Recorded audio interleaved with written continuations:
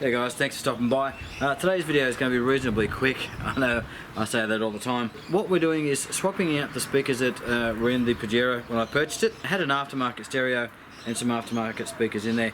I think these were like a JB Hi-Fi brand or something, but they are unbranded on the back. They were splits. What we'll be doing is putting in a set of these Sonys. For anybody that cares, the model number is XSXB1621C.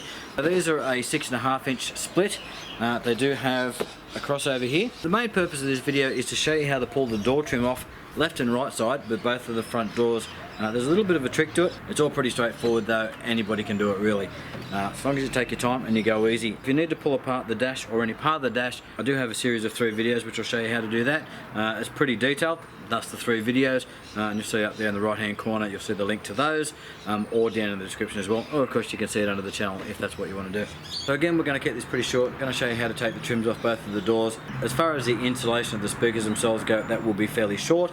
Now I have recently installed an Android head unit, which has been awesome. So far so good. It has some issues, but it's been pretty much good. I'll have a review of that coming up later on. Now at this point, I already have formed an opinion. I'm going to tell you where I'm at this point. If you're an audiophile, the Android head unit is not the way to go for you. It just isn't.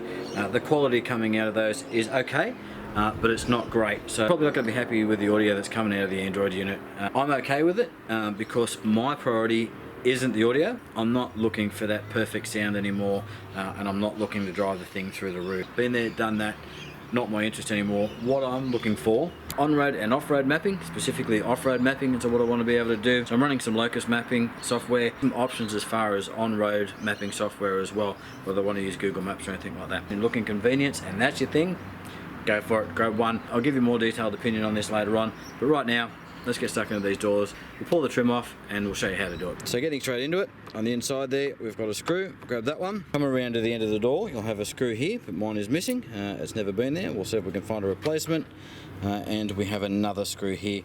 And now these are probably going to be under caps, so you won't be able to see them. So just pry those caps off and we'll just undo those 3 screws. Now our little switch panel, if you just get under and lever it, it will pop straight out. So you've got a clip at either end, one here and one here at this end, so you know where to apply pressure. You can either come from the front or here at the back. And obviously on the back, just got some wiring, so just push and pull. There we go, that's out. Good opportunity to give that a clean. Lever your switch panel up. Start from either end. I find the front is easy enough to get into, and then just lever up and pull. Just go along, lever up that other end there as well. And on the back, just the clip, push that in there and just pull it straight out. And we also just need to remove this section here, which is going to provide us with a screw under there. I think we might need to go with a screwdriver here just to get that under there, just to lever it a little bit. Clips in on the bottom and on the top there. Once we take that out, we've got a screw that we'll need to take out here. Now we're going to focus our attention on this piece here. This outer trim needs to come off. So there's a little clip around about here that we need to get onto and pry down so we can actually pull this section out. So I'm going to approach it just with a little flathead screwdriver. Pull it out a little bit. Get in the back there. What I like to do is just go around, just lift up the corners there, sort of here, here, here and here.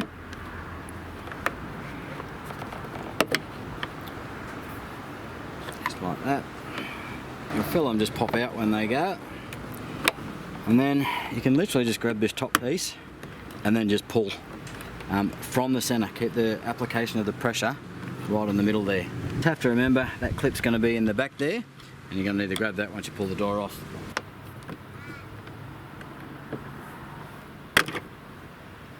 To give you an idea what you're looking at behind this panel, and this is the clip that gives everybody the shits, and did me as well, that actually press fits into this trim here. So when you're trying to pull this out, it's actually catching on the back of the door card. What you'll actually notice is it does actually just press fit into there.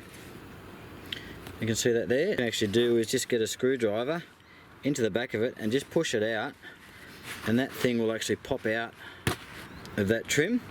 and then you can just pull that trim straight out. Getting it back in is not going to be much of an issue. We just need to push these back in place and seat them,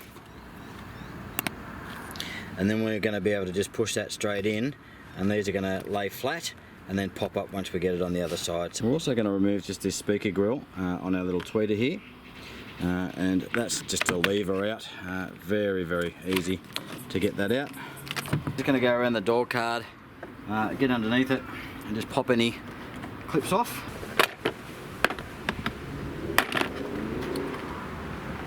Once you get your hand under, what you can do is just literally run it along the panel, and you'll find they'll just pop off, or you'll certainly find where the pressure is. And once you've got everything undone, just grab this end, which is closer to the outer edge of the door, and just start pulling up, and you'll find that the whole section will just come up and out. Now once you lift this out, you're also going to see there's a connector to the back of the door there, which goes to your I guess your lighting at the bottom of the door. As you'll see here, I've actually done a replacement with just an LED, so if you want to do it, those are a T10. Now's the time to do it while you've got the door out, but you will actually do that from the other side. You will basically just put a screwdriver there and a screwdriver there, or just one at a time, and just leave it down, and this whole panel will pop out. Get your new LED behind that. I'm going to whip out our old speakers. These are the ones here. I've done a good job of sealing those in. I was quite impressed with that, but that needs to come out. And hopefully our 6.5s are going to fit straight in there. There's a few surprises here and there with this install. Some of the stuff's good, like is how they've sealed around the outside here, and they've actually used little, looks like magnetic washers, or whether they're just magnetised by being near the speaker, I don't know, just to space that out a little bit to get that to fit. And then you'll see around the back of the speaker with the wire, they've actually put a big cable tie around to give it strain relief so that doesn't pull out. Really like that idea, and I'm probably going to replicate that as well. What was odd is that they've used a number of different screws around the outside, which was a bit shit, frankly. Remove a little bit of tape and you find a capacitor, so that's what they've been using to create the crossover point.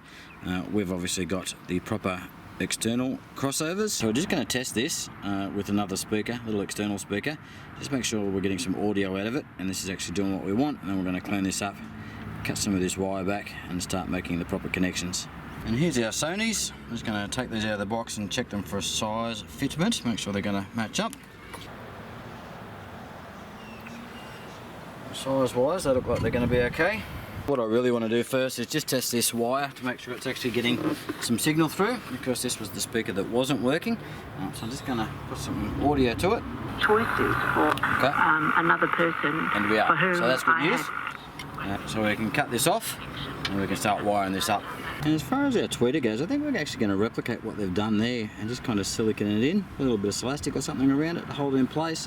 It's actually going to match up with the panel quite nice there. From a size perspective, it's almost an exact fit, so we're going to replicate that, and that's going to save us having to fit something the inside of the trim here, because we've got our airbags and we don't want to be messing about with that.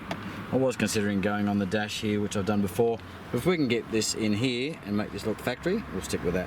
Now, this is our little crossover. I'm quite happy to report that it's nice and small. So these are our outputs. They're going to go to both of our speakers. Hopefully we've got enough wire to route out to that tweeter, and then this is just the input wire here. I'm going to put the window back up just to give ourselves a bit more room at the top there. Just going to put the window up, which means we need to fit this again, so we can get in the back there and work with that crossover. We're just going to pretend like we're helping a cow give birth, and we're going to get down and get up in there, just have a bit of a feel around and see whether there's anything in particular that we need to avoid from routing the wires and putting our crossover up there. Looks like there's plenty of space back there. What I'm finding is that our crossover here is probably going to be well positioned just behind this hole here. So there's where our speakers are going to go, and there is a hole there. So if you just peel back some of this goop and the plastic here. So what I might do is actually just cable tie it to these cables here, which is actually the feed for the power windows, etc, etc. So we're just going to cable tie it to the back of that. Just reconnected up our power window controller or switch, you can see here, and we're just testing to make sure that window is going to go up and down, and that is not going to get in the way. Okay, so we've got plenty of clearance. There's the window going up and down behind it. And we've got plenty of clearance. I might just put a little bit of foam padding though, because that is just cable tied here, and that is going to shift a little bit, and I don't want that vibrating. And I was cleaning up the shed the other day, and I come across these. It's basically, I couldn't even tell you what they're off, but it's just a nice thick piece of foam. There's a couple of thicknesses there, and just a double-sided tape on the other side. Now I thought I'd keep those. I thought I don't know what I'm going to need them for, but I'm going to keep them, stick them aside, and we're actually going to use those to stick on the back side of that crossover there, so it doesn't vibrate against the panel. So when somebody comes into your shed, or your man cave, whatever the case may be, and they say, what the hell are you keeping these things for, or whatever the case may be, tell them to get stuffed, because you'll use them eventually. Don't throw them out, because you'll regret it later on, then you have to go and spend more money. So tell them you're saving money. Just to give you an idea what we're looking at, so we've got the one big cable tie going around and onto these wires here, just to hold that into position. We've got the piece of foam with a double-sided tape, and then an extra cable tie going around just the top of that to hold it in place, but high enough so the cable tie itself is not going to touch on this panel. So even if that vibrates on the panel, it's not going to matter. It's going to be nice and quiet, and as you saw earlier with the window going up and down, that's going to get plenty of clearance, no issue. On this side we just saved ourselves a cable tie there, just by putting that one cable tie around everything there. But fine, this is our little tweeter, just trying to find a comfortable position for it, where it's going to fit in around this elastic and stuff that's already there. You can see we've got quite a bit of goop around the outside of that, just to seal that in, and take that out, let that sit in the sun. As you can see, this is the second one. This one doesn't have all the glue and stuff that was on the other one, so we're just going to replicate it though. Find that little tweeter is going to fit in there just nicely. If you get in the right position, it sits in there nice and flat. And so I've absolutely coated that. You can see that all around the outside, make it a nice strong solid fit, and again we'll take that out, sit in the sun, let it dry off.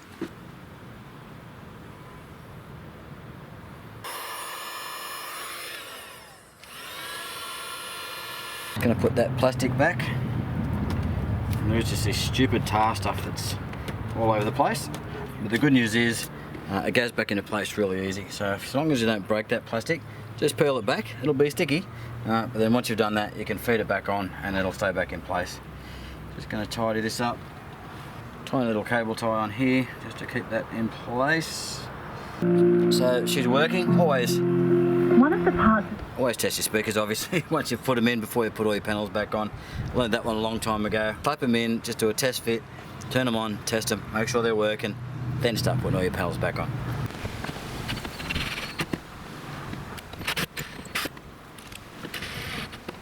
If you're looking at these speakers, there is a little bit of extra wire on the back of the tweeter as well, so we don't need to be too concerned about the routing here, but I want to keep that up in this area so we don't have all the wires running down in and around that speaker and down the bottom of the door itself, where we might do some water crossings and might get a little bit wet. Perhaps you'll die up on this tree. So I'm basically just replicating what they've done, putting a sort of a corking around the outside of that. Just going to hold that in place just that little bit better, stop any possible vibrations. Now that we've tested obviously that it's working, I'm just going to go back around and I'm going to put this door trim back on. Rather than busting your ass with that tweeter, just get this door panel on first. Because once you get that on, there's still plenty of room to work with that tweeter and wiring up in that corner. Just get that little bit of wire on the bottom, pop it up and in, and then just press everything else into position. A little screwdriver, and just push those little tabs to the back of the panel. And a big screw here on the back of the door handle. Tighten that one up good. Put your piece of panel back on. I think that's roughly what it looked like.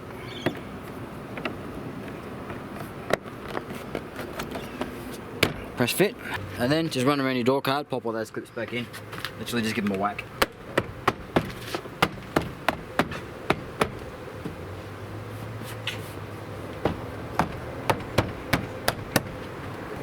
And window control, put that back in.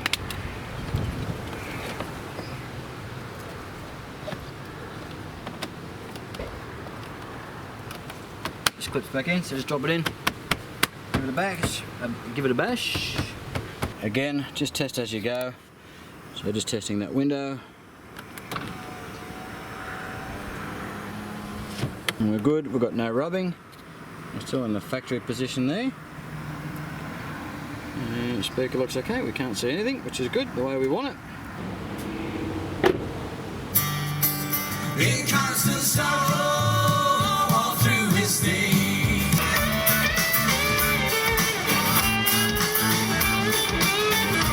I am getting a little bit of engine whine out of this, so I'm going to need to pull this back out and put like a couple of ferrites or something onto the under the power cords.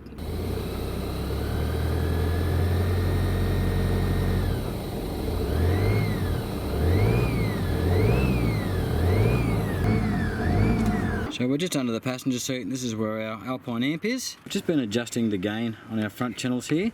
Now what I'm going to do is just turn her up until I start getting that hiss.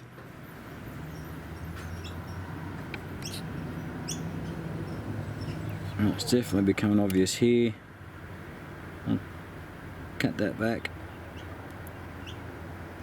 I think that third seems about the sweet spot. We've also dropped the crossover point. That was up somewhere around 100, so I've dropped it around to 60. I think these speakers are happy down to about 50 Hertz, so we'll set that at 60. Turn the gain down on the rear ones as well, and turn them up probably to about the same point. Just drop that crossover a little bit because I know the speakers in the back are a bit shit. We'll go to about 70. We don't need that much gain on our sub either, so we're going to take that to about half. In relation to that Android head unit, just dropping that amplifier gain has made a pretty good improvement. I no longer have the hiss, and I'm not hearing the other noise that's coming through the speakers you know, when I'm using data or something along those lines, or it's actually processing something. So that noise is actually coming from inside the unit and they're getting forced down the speaker lines or the feed lines to the amplifier. But if I turn that gain down, that's no longer an issue. So it's a pretty straightforward process of changing the speakers in the Pajero. Give yourself probably a couple of hours if you haven't done it before. If you have done it before and everything's going to be pretty straightforward, you can probably do it in about an hour or so, but realistically give yourself a couple of hours and do it properly. So that's it guys, thanks very much for stopping by. That's another one down. Yeah, lots of projects and things I want to get done on the Pajero. I want to build a shower that's going to slide out from under the roof rack. I need to do some extra wiring and get some more lights up on the roof, and just a whole bunch of stuff that I've got coming up. So if you're interested in that sort of thing, chuck us a subscribe, thumbs up if the video was helpful. Titan and I will catch you on the next one.